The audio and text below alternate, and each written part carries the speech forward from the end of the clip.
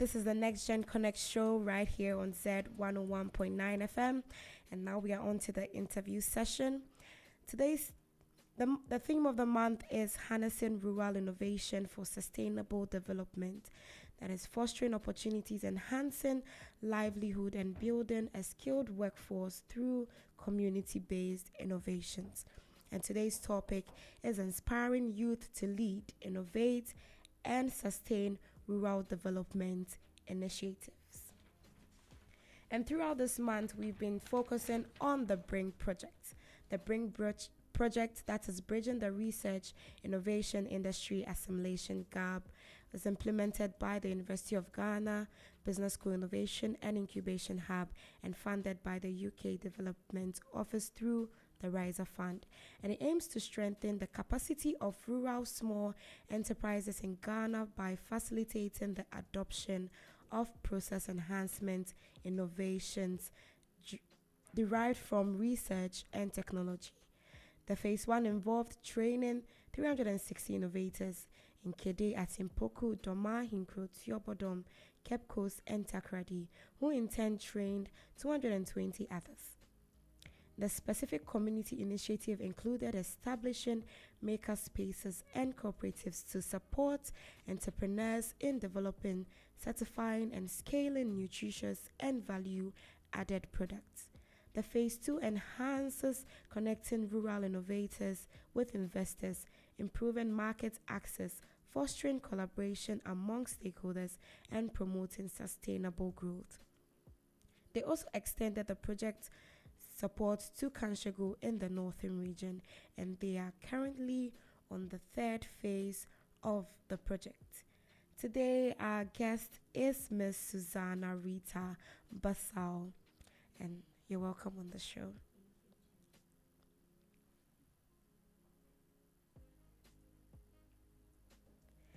You're welcome on the show, Miss Susanna. Thank you, Jackie. Okay, it's lovely having you here on the show. So as we do, we mostly let our guests give us a brief background of themselves. So if you can do that for us, that would be amazing. Okay, so just as you previously mentioned, my name is Susanna Rita Basal. Yeah. And I'm a food scientist by profession. I currently work with Sentinel Foods as a food scientist. At Sentinel, we are a private research and development institute where we support food businesses with technical needs regarding food processing and commercialization. On the BRING project, Sentinel collaborated with the Dairy Research Improvement and Innovation Consortium, where, just like you said, we supported rural enterprises with innovations. And over there, I was part of the consultants, a trainer as well. And yeah. Okay. So, you mentioned you were a trainer or a consultant. In which of the communities did you help in the facility? So for Doma, Ahinkro, yes, and then also for Cape Coast. All right. Yes, and Kade. Okay, so for Doma including I think egg processing. Yes. Cape Coast fruit juice and Kade was for palm oil. Palm oil. Yeah. Palm oil. That's amazing. So as a facilitator or the training, how were you able to facilitate them? Because these are rural innovators, they are not normal students. How was the training like? Yeah, so well, initially it was pretty different, especially because as a scientist we are so used to our technical languages, and so when you get the key skill is being able to translate all your science into understandable language. And one of the key approaches that we took was simplicity. Trying to use the simplest illustrations, using the most common instruments they were used to, trying to not be so sophisticated. So and of course, we had the guidance of our lead consultant, which is Dr. Mame Akwaiji, who at that time, has more experience than than we did. So the approach was to use, as simple languages as possible, and then also illustrate using the equipment or instruments that were familiar with them, like those they would use in their kitchens regularly and things like that. So I guess that was what helped us. All right. That's amazing. I think we skipped our question, but then we want to go in general what your thoughts on rural innovation is. So I think one of the defining characteristics that separates rural areas from urban areas is development, access to a certain level of resources. And for me, I think rural innovation is more or less making incremental changes, no matter how small, in our rural settings in a way that is bespoke to the needs of those particular communities. So a typical example is when in the BRING project, we realized that there were so many innovations that were sitting on our university shelves. And we went down to do needs assessments to see what each community needed. I mean, we could have sat in our labs and decided that every community needed ABC. But when we went down, they realized that each community had their own needs. And based on that, we designed solutions, or we created innovations that were specific or tailored to their needs. A typical example would be that in the Mahinkro, they produce a lot of eggs. And if we know our eggs, typically in about 21 days, they go bad. Yeah. And so when they have a lot of harvest during the season, they are unable to preserve the eggs throughout. And by the time 21 days after initial harvest, the eggs would have gone bad or things like that. And those were post-harvest losses that needed to be addressed. And so we brought up the innovation of the egg powder, where they can convert these eggs into powders and they can stay longer on the shelf. You might think that everybody needs egg powder, but then you go to Tobodom and theirs is a tomato issue. You go to Kade and they are having oil issues. So rural innovation is more or less, I guess, identifying the needs of our rural communities, and no matter how small we think, and then trying to address those needs in a way that is specific to them. Okay, that's amazing. Identifying the small needs in our communities and trying to find solutions to them. That's great. So on our show, the Next Gen Connect show, we mostly go down finding opportunities for the youth. We bring them experts who come and give a little of expertise or skills that can also help them boost their employability. So then I want to ask, how do you believe the youth can best participate in rural development projects within their communities? Yes, just that generally as a country, the youth is very, very vital to our development. We make up over 70% of the population. And so for me, wherever you find yourself, regardless, is an opportunity to make an impact. And specifically in our rural areas, I think that, I learned from one mentor that innovation begins with observation.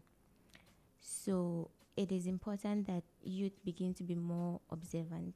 I know that in our time, we have a lot of distractions. There's social media. Everybody wants to be where things are already picking up.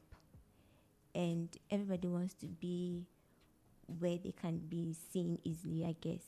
But sometimes if we take a small pause and look around us, we would see the things that we can do to support. So I believe youth can start from observation and keenly observing what is happening around them in their various communities. And then also to adapt a give-back attitude. So I mean to say that a young man from his rural community who comes to the urban city to maybe go to the tertiary institution, maybe a young man from, what's the name, Ashegu or the Kanshegu, yes, and would come to the university and the University of Ghana. I think a give back attitude will mean that whatever they came to learn or whatever they came to observe as an urban center, and saw that, oh, this can help my community, or this, when we adopt in our community, can do this and that.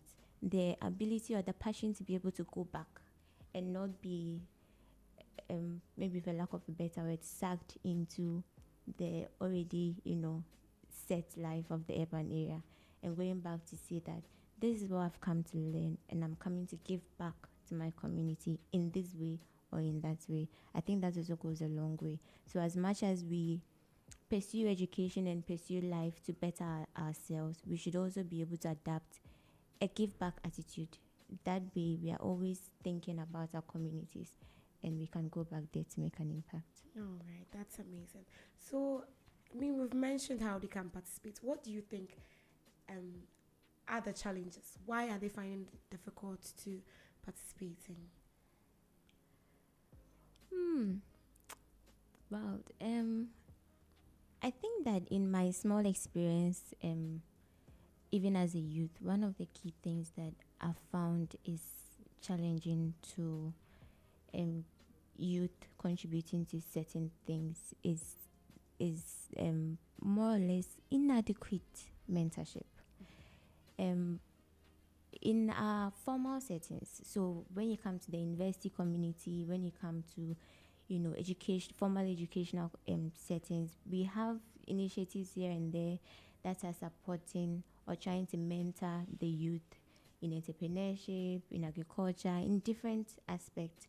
And you see it a lot in the urban centers. But I think that if it can be extended to the rural areas, that would be great. One of the key things is the message. There are lots of youth out there that would want to do something. They have the ideas, they have the zeal, but then there's not really like a clear-cut guideline or no hand-holding system. Yes, so when we have a lot of community hubs, if we have community youth hubs that can support youth, that can more or less guide them to really channel their wild passions and energies into more sustainable entities and initiatives and things like that. That helps a lot. One thing I also realized was that we do not have a lot of centralized systems in terms of resources, and it comes back to it is tied to the mentorship. So when you come to, for example, when you come to the University of Ghana as a community, we have the University of Ghana Nest, UGBS Nest, and we have the Innovation Hub. These are resource centers that students can rely on whenever they need something. But when you go to our rural communities, for instance, we do not have those centers over there.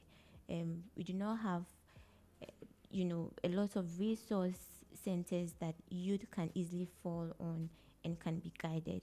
And so a lot of the youth would have to strive so hard to go outside the community to gain a certain kind of exposure or to get some kind of resources before they can be able to do anything in that community. Typically, they find that help outside the community.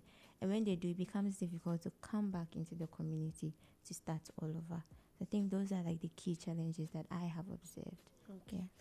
I think you mentioned mentorship. That is like things being set up for the rural communities as well, so that they can access resources, access mentorship and guidance as to how to go about. I also want to ask, how about what the youth can do personally? So, I mean, we're always on our phone. Like, how can we leverage on the technology? How can we leverage on the digital platforms? How can we leverage on that to also equip us for rural innovation? Yes, I think that the internet has been one of our greatest blessings, I guess. And if we really know how to use it well, it goes a long way. So we can even link up or connect to people that you have never even met before, and it can be of great help to you. And so we can actually leverage on that, connect with people online that share similar ideologies or going where you intend to go or are at where you are intending to go, so that they can hold your hand throughout that space. Another is also reaching out to the masses. There are so many times when we would want to do something, and the people that we would need are, not in the community, but we can access them through social media, through, even mobile phone communications, emails, and things like that. And all of these are platforms that we can leverage on to reach out to people to support the things that we want to do in our communities. Yeah. Okay. So we can reach out using our phones. I think LinkedIn is there. That's where most people are going on. So we should stay out of TikTok for a while and then find these opportunities. Yeah.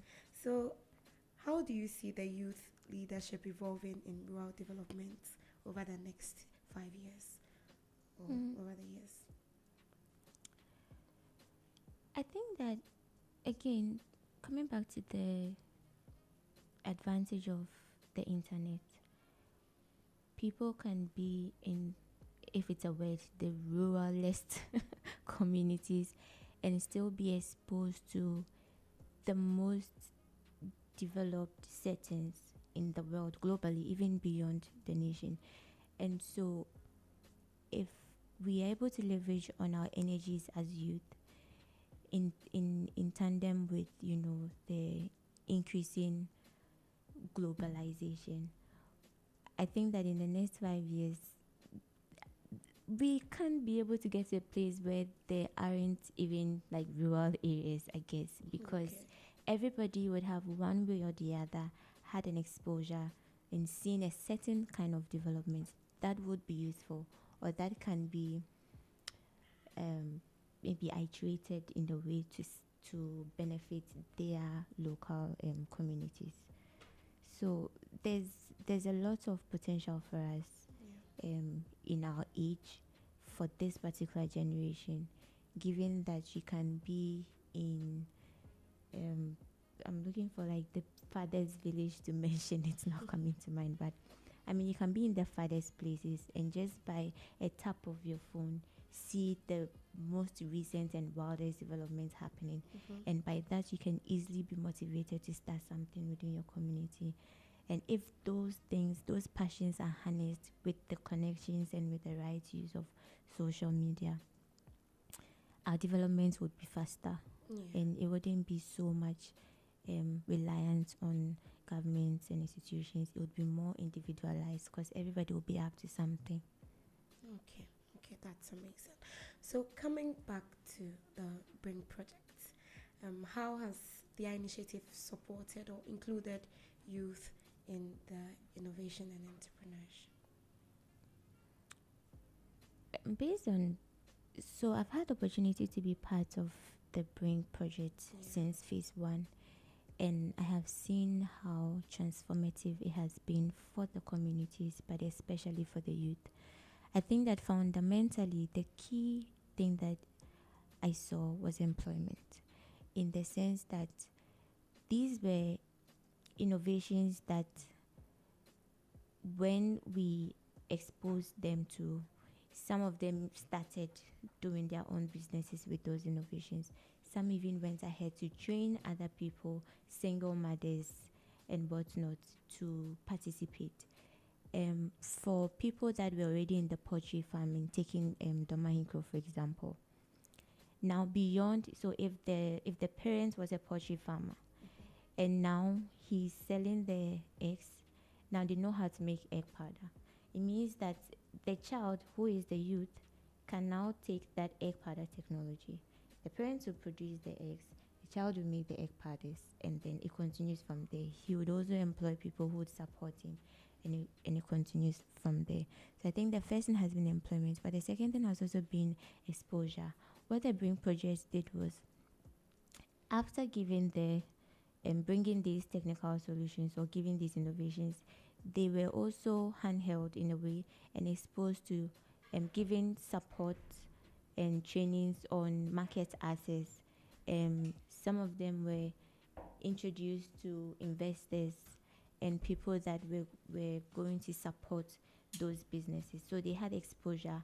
They had an opportunity to also get a space, like resources and equipment that they needed to make the production and scale up of those innovations possible. And going forward, I know that as they expand, they are going to employ more people, they are going to train more people, and it just goes on and on from there. Okay. That's amazing. Kudos to the Bring Project and the UGBS Nest for this initiative. So, as always, our custom, we ask for your advice to the youth. What would you tell them? I think that as a country that is predominantly youth, my key advice is start, learn, and grow. There are so many times when we get so consumed by the possible challenges that may lie ahead of us. So you have an initiative and you're thinking, what if this, what if that? We overthink the challenges even before they come, and then we chicken out. But just start, like just do it. And sometimes starting would mean that writing a letter to a company somewhere, or writing out your business plan, or just creating a PowerPoint to pitch somewhere, or just having like a business card you can share with somebody. Whatever it is, just start. You don't have to see the end from the beginning. Just start.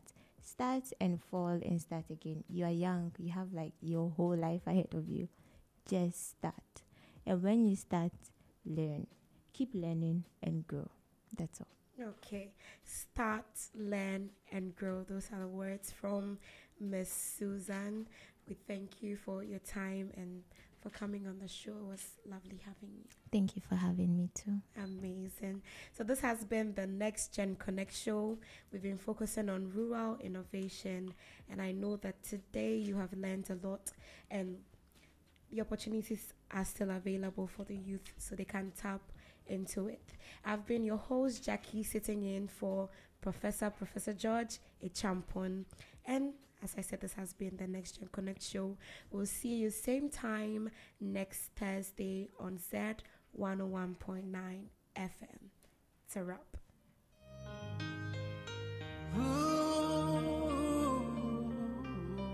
It's your lifestyle, leisure, and business radio.